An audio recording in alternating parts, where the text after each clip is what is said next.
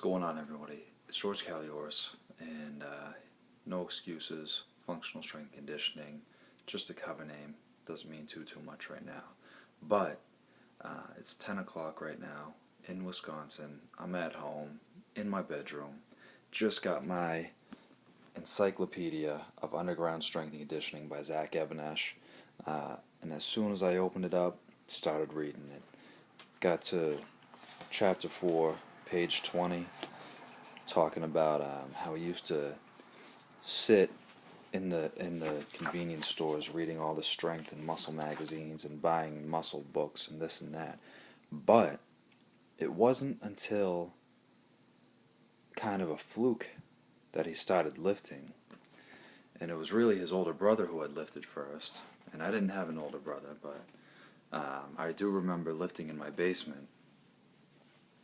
And be by myself. I had a little Joe Weider weight bench, plastic, concrete filled weights, little hollow bar and all that. And I used to go after school every day. I would watch Pumping Iron with Arnold Schwarzenegger.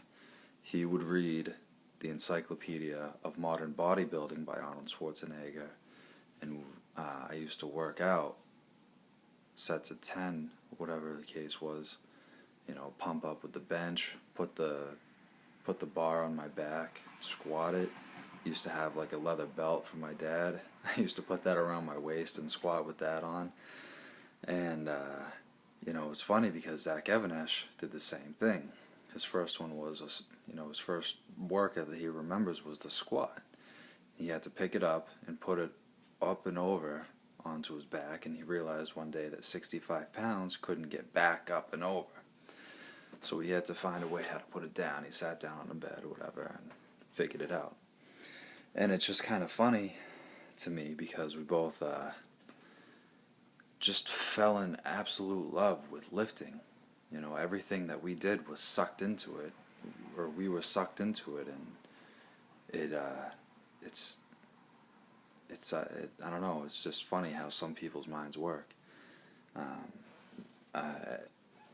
Every day, I listen to the podcast, I read articles and this and that, and there's so much information that's more easily available to me. And he talks about reading magazines 3 times a day until his new magazine came out.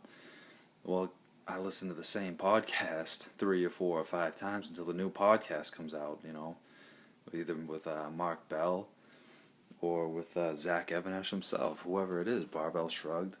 Those are really the only 3 that I listen to. And it just consumes us. And to some people that's weird that we